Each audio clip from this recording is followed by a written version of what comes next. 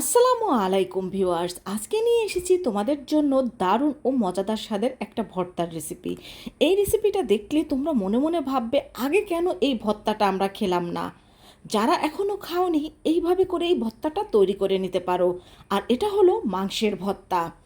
তো এই মাংসের ভর্তাটা তৈরি করার জন্য এখানে আমরা এক টুকরো গরুর মাংস নিয়ে নিয়েছি পেঁয়াজ, কাঁচামরিচ, শুকনো মরিচ, রসুন ও আদা। এই এক টুকরো গরুর মাংস দিয়ে কিন্তু অনায়াসে তোমরা 4 থেকে 5 জন পেট ভরে ভাত খেয়ে নিতে পারবে। তো এখানে যে আমরা এক টুকরো গরুর মাংস নিয়েছিলাম, সেই গরুর মাংসটাকে এখন আমি চপার দিয়ে এইভাবে করে কেটে নেব।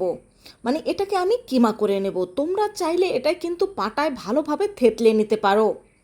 আর এখানে আমি গরুর মাংসটা ব্যবহার করেছি, তোমরা চাইলে এখানে খাসির গোছ, মুরগির গোছ, যে কোনো ধরনের গোছ ব্যবহার করতে পারো। তো এটাকে কিন্তু আমি ভালোভাবে কিমা করে নিচ্ছি। আর তোমরা যদি এটাকে পাটায় থেতলে নাও, সেক্ষেত্রে কিন্তু ভালোভাবে একটু থেতলে নেবে। আর বন্ধুরা, এই ভর্তাটা যে এতটা টেস্টি, তোমরা একবার খেলে শুধু বারবার খেতে চাইবে, এতটাই টেস্টি হয়ে থাকে এই মাংসের ভর্তা। তো আমাদের এটা কিন্তু কিমা করা হয়ে গিয়েছে, দেখতেই পাচ্ছ।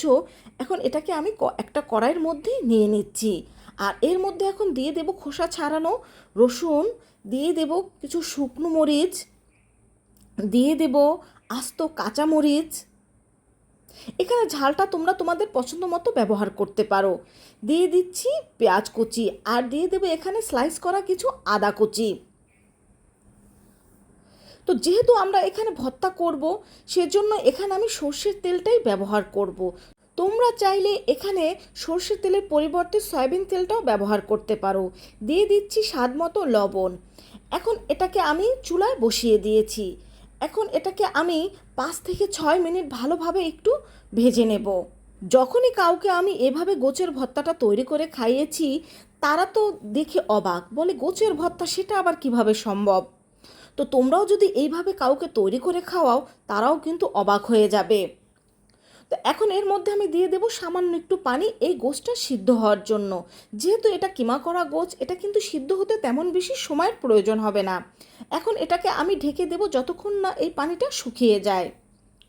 তো এখন এটা পানিটা দেখো শুকিয়ে গিয়েছে, কিছুটা হালকা পানি রয়েছে।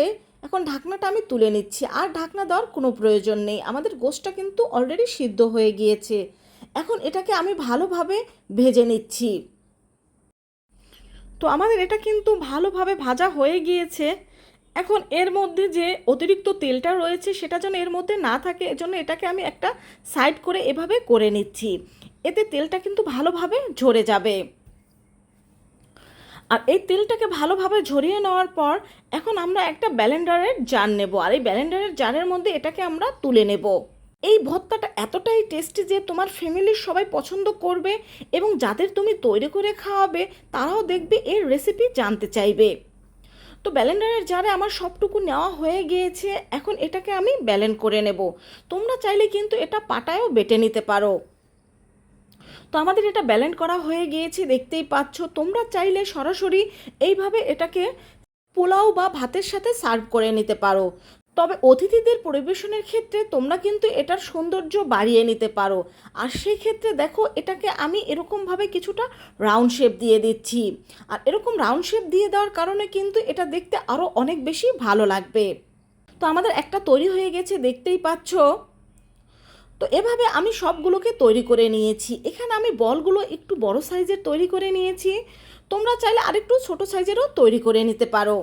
তো এখন কিন্তু অনেকের বাসায় গরুর গোশটা রয়েছে, তাই তোমরা খুব সহজে কিন্তু এটাকে তৈরি করে নিতে পারো। আর এটা তৈরি করতে কিন্তু বেশি গোছেরও প্রয়োজন হয় না। একবার কাউকে তৈরি করে খাওয়ালে এই ভর্তাটা সে এর স্বাদ কখনো ভুলতে পারবে না। তো ভালো লাগলে কমেন্ট করে জানাবে, চ্যানেলটা সাবস্ক্রাইব করে পাশে থাকবে, বন্ধুদের সাথে শেয়ার করবে। আল্লাহ হাফেজ।